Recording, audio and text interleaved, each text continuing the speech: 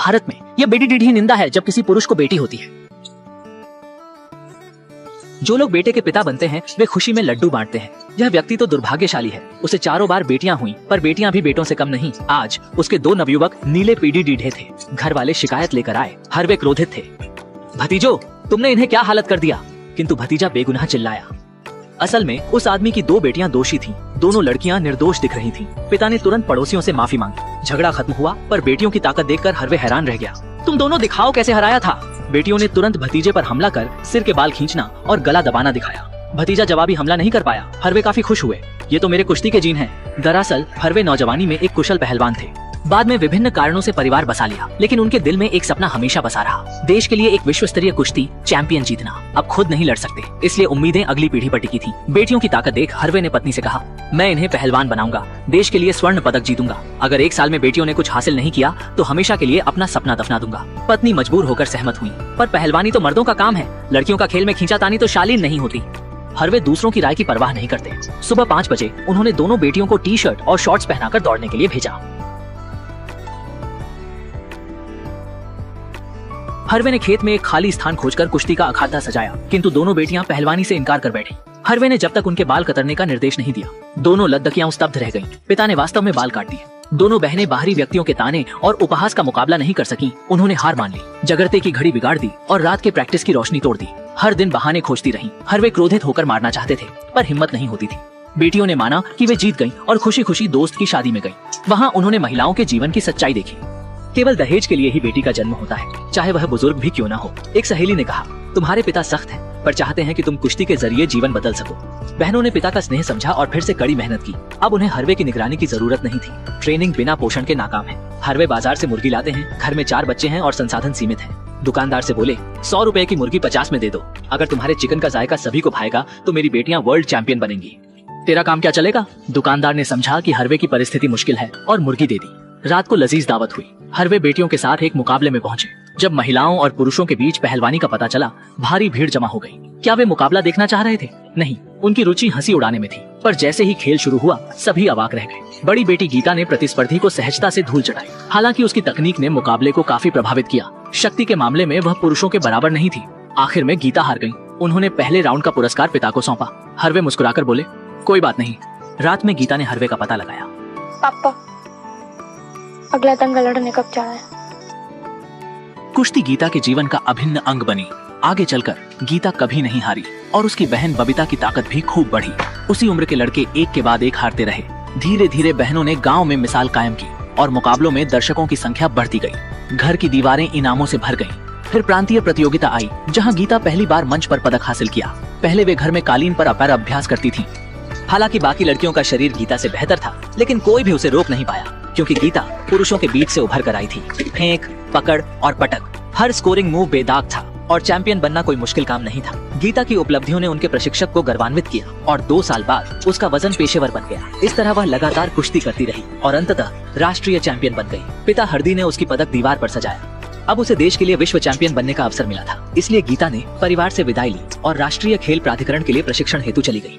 पहले दिन कोच ने ऐलान किया कि भले ही आपने पहले कहां से सीखा हो, अब सब कुछ भुला देना होगा और केवल मेरे निर्देशों को मानना होगा। कोच की शैली उसके पिता से काफी अलग और सरल थी। इस खाली समय में गीता का मन अलग अलग चीजों में लग गया, जैसे कि सुबह की दौड़ और शाम की फिल्में। वह लजीज फास्ट फूड। झुग्गी बस्ती से आई गीता को राजधानी के प्रकाश का अभ्यास नहीं था। उसने खूबसूरत परिधान खरीदना शुरू कर दिए, यहाँ तक कि बाल भी लंबे किए। इस दौर में उसकी बहन अभी पिता के कठोर प्रशिक्षण में थी। बाद में जब गीता छुट्टियों में घर वापस आई तो पिता उसके बदलाव से खुश नहीं हुए।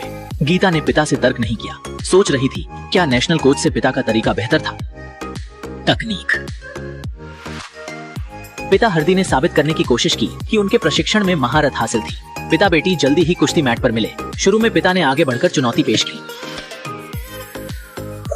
गीता हारना नहीं चाहती थी। वह जितना संघर्ष करती उतनी ही चिंता बढ़ती। पर अचानक हारवे आए और थकान महसूस हुई। कुछ संघर्षों के पश्चात गीता विजयी हुई। रात को बहन खोजती है। सभी जानते हैं कि पिता पराजित कर देते हैं। वह जो हारती है वर्षों की कमजोरी है, परंतु गीता ने अंतरात्मा की न सुनी। वह नेशनल स्पोर्ट्स ब्यूरो लौट आई और समय आया सही गलत का पता लगाने का। क्या कोच ने बेहतर सिखाया है?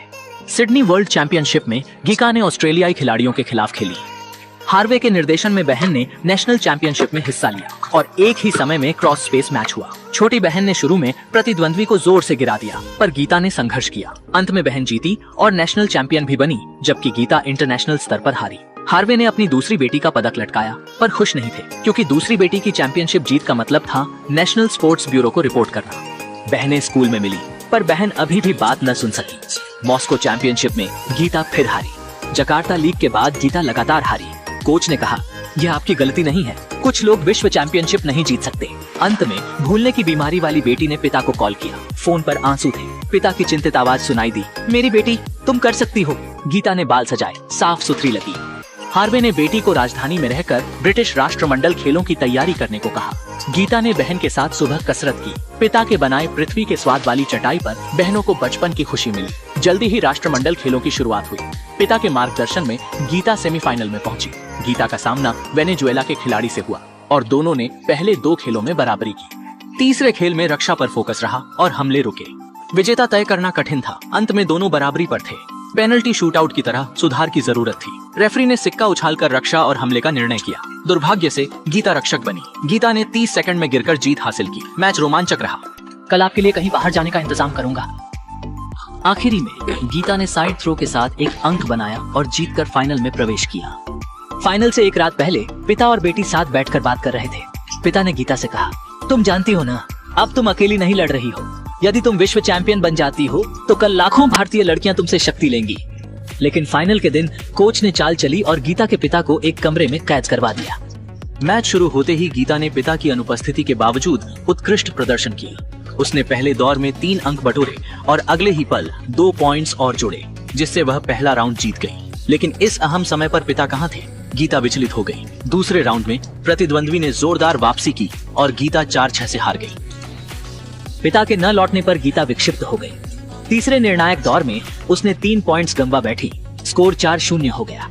हारने पर मुकाबला समाप्त हो जाता। गीता ने अपने पिता की शिक्षा को याद किया।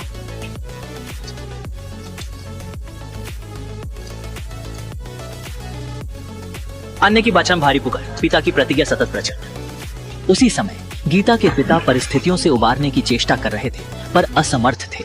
वह मन ही मन अपनी कन्या के लिए प्रार्थना करते रहे। समय निरंतर चल रहा था और अब केवल 22 सेकंड शेष थे। विजयी होने के लिए गीता को 5 अंकों की जरूरत थी। खेल में केवल विजेता याद रहते हैं। प्रतिद्वंद्वी ने रक्षण में प्रवृत्ति अपनाई।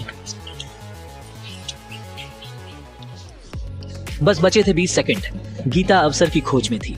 समय निकलता जा रहा था, मगर अंत में उसे एक मौका मिला।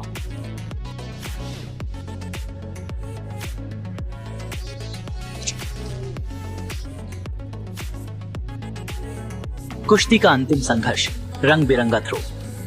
5 अंक, गीता वर्ल्ड चैंपियन बन गई। उसकी छोटी बहन खुशी से मंच की ओर दौड़ी। पुरस्कार समारोह शुरू हुआ, लेकिन पिता कहाँ थे? कुछ क्षण बाद कैद से मुक्त हुए पिता ने राष्ट्रगान सुना। यह उनकी बेटी का था। एक गार्ड ने दरवाजा खोला और पिता बेटी के पास भागे। अंत में गीता ने स्वर्ण पदक अपने पिता को सौंपा और पिता ने उसे अपनी बेटी के गले में डाला और बोले, यह मेरी जिंदगी का सबसे बड़ा सम्मान नहीं है, यह तब है जब मुझे ऐसी बेटी मिली। कुश्ती पापा। यह एक क्लासिक फिल्म है जो पिता के प्यार और स्त्री सशक्तिकरण की कहानी बताती है।